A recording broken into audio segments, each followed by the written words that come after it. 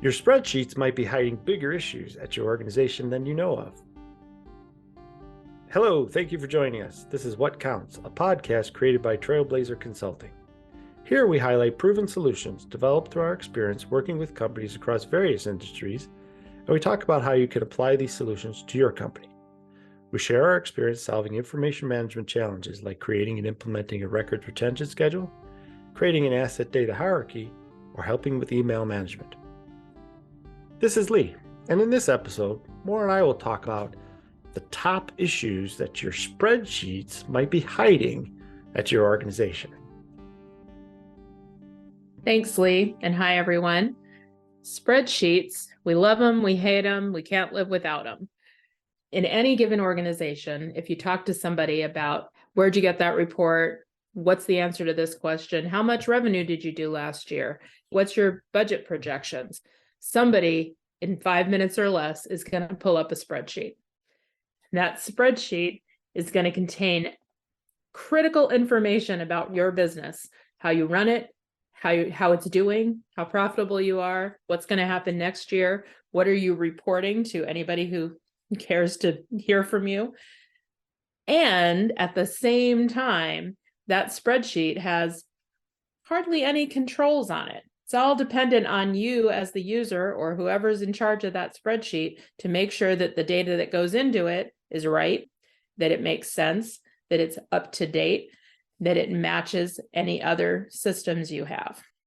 And this is true whether you are a big or a small organization, but the risk goes up the bigger the organization and the more that organization might depend on spreadsheets.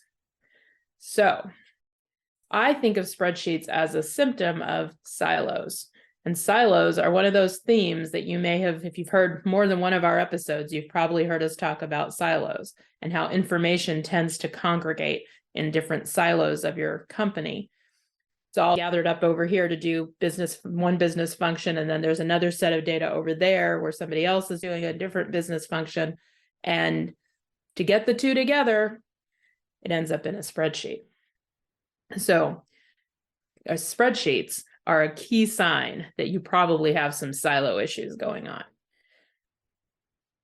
But let's get a little more. I'm sorry, but I'm just over here laughing because spreadsheets are a key sign of a lot of things. Let me just put it that way, because I find myself talking to my spreadsheet when I'm trying to figure out, why did it do that? Why did that cell end up being this cell and that number? How did that happen? So I think it's a key sign to a number of different things. Would you agree to that? Oh, Lee, I so would agree to that, because you know how I love it when you talk to your spreadsheet while I'm on the phone. And I don't think you're the only one. I think you're in a line of people who commune with their spreadsheets. These are the people who really depend on the data that's in the spreadsheet. But where did that data come from? That's what I'm asking as a records manager, as somebody who might want to depend on that data to demonstrate compliance with some law or regulation, to back up our tax returns. Where did you get that data, and what did you do to it once it got into the spreadsheet? So you talked about things that your spreadsheets might be hiding, and I have a list of 3. These are the top 3. There may be others. One is your enterprise systems are disconnected. They're not talking to each other. 2 is the data that you're tracking in those systems doesn't match. So it's at different levels of granularity. You've got different naming conventions. And this is something we see over and over again, where the financial system organizes company codes and departments and cost centers. And maybe they've got a line item for a project if it's a big capital project, but more likely it's just going to roll up to a cost center. And do those cost centers really relate to the way that the organization is structured? At some point they did, and at some high level they probably do. But the data that other parts of the organization are collecting around different initiatives or different projects or different products, it's named completely differently. It's organized completely differently. And how do you match up the financial side in your financial system that's organized by cost center over here to the product data that's telling you how something works? And then the third symptom, or the third thing that your spreadsheets are probably hiding, is that your different parts of the organization are operating pretty independently. And when they come together, they're bringing their own data, and then they're having a conversation. And the result of that conversation goes into a new spreadsheet. And this is how you get a somewhat cross-functional view. And when you do that on a routine basis, that becomes the way you're doing business. And those spreadsheets are your critical business records, not those enterprise systems that you spent a fortune on.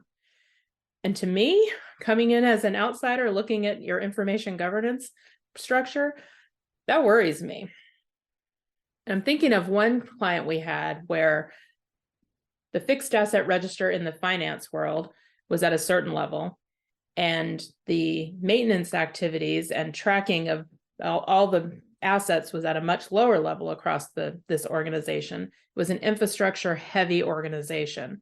So every quarter, when it was time to see what was ready to be depreciated or what had been written off from an earlier capital project or from the operating asset base, the finance team and the engineering team would go to a room and sit with a spreadsheet and make decisions. And that was the only place where that data came together. And it happened every quarter. They'd do a new spreadsheet. They'd go look at different data and come back together. And what you end up with is this spreadsheet that was a critical support document for taxes and bookkeeping that wasn't linked in any meaningful data-driven way to any financial system. That's scary. Yeah, I'll go with scary. I think you need to add a differentiator here. Small businesses can operate from a spreadsheet perspective. Large companies, there's a problem, especially if you have these enterprise systems in place. There should really not be outside calculations that are necessary to have to be done in a spreadsheet and then put back into a system or something to that effect. I agree. You're right. I said the risk increases the bigger the company is, but you're right. When it's a small company, 1 or 2 people, 5 or 6 people, a person can keep track of where's that data? How are we putting it in the spreadsheet? What's the history that's going on here in the spreadsheet? Some people do a better job of documenting what they've done to their spreadsheet, but those are options. And it's something you can get your arms around. But if you're a company of 1,000 people, 5,000 people, a public company, and you have enterprise level systems for finance, for your operating world, for if it's assets or it's oil pumping or it's manufacturing, whatever your operating enterprise systems are, that's where your data needs to live, is in those systems that have security around them and have controls around them and have access to an audit on who's making changes and who's adding data.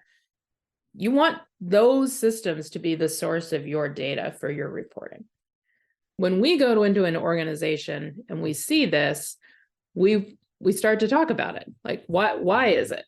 And usually the reason comes back to the data doesn't match. We're looking at our operating systems and they're telling us everything by project or by region or by geographic area. We can't match that up easily in our financial systems because our chart of accounts and our company structure doesn't match exactly the way that we operate the business. So how can you address that? You can keep doing spreadsheets, or you can start thinking about master data management. And that is a subject for a few more episodes in the future. We'll have a lot to say about master data management. I just want to give a little teaser for that today. But until you're ready for that, what can you do?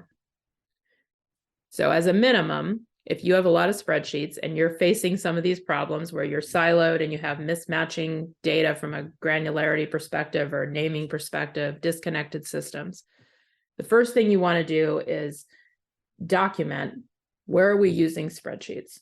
What are we using them for? Are we using them for one-off analysis, or are we using them for routine monthly, quarterly, or annual reports?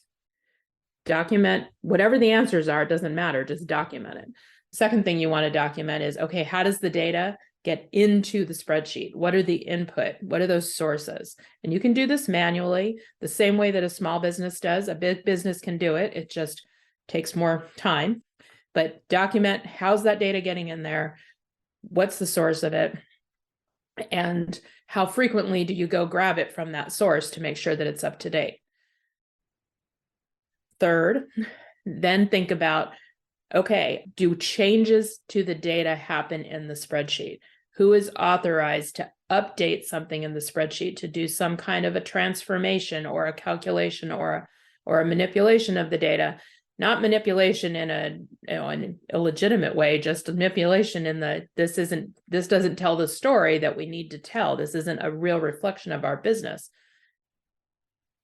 Who's authorized to do that? How do they do it? What are the rules that are followed? Document all of that as part of your package that goes around this spreadsheet.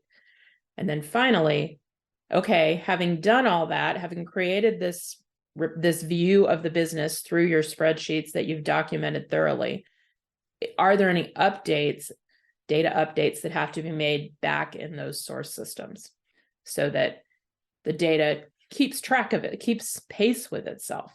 You've updated things in the spreadsheet, you're reporting on certain things, you're going to update that every month or every quarter or every year, but how does it change back in the source systems? And what's the process for doing that? Document the process, document that it happened. So until you're ready for MDM, all these steps that happen today, if you're documenting them, if you're checking them, if you're keeping track of who's doing what, you can rely on the data from your spreadsheets more than just trusting that the person who did it got it right. Probably the person who did it got it right. I'm not saying they aren't, but when it comes to an audit or a discovery or somebody asking you, how did you do this? Why did you do this? You want more than, I'm sure Lee did it right. You want the documentation. Here's our process. Here's how we've done it. And here's our proof. I agree with all that.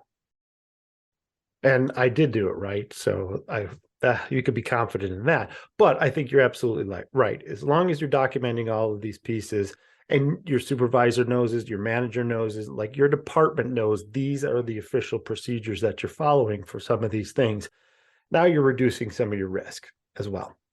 More people than just you know it in your organization. Exactly. And the documentation is available. People know where to look for that as well. It becomes part of your records of this process. Also, bonus, doing all that work of documenting everything and the ins and the outs and the changes and all of that, that's going to be really good baseline work before you're ready to take on an MDM solution, a master data management solution. So you'll be ahead of the game. I think that's good stuff, Maura. That's definitely a couple of things there that we mentioned that could be masked by the use of spreadsheets in your organization. If you have any questions, please send us an email at info@trailblazer.us.com or look us up on the web at www.trailblazer.us.com. Thank you for listening, and please tune in to our next episode. Also, if you like this episode, please be a champion and share it with people in your social media network. As always, we appreciate you, the listeners. Special thanks goes to Jason Blake, who created our intro music. Thanks, Lee, and thanks, everyone. Talk to you again soon.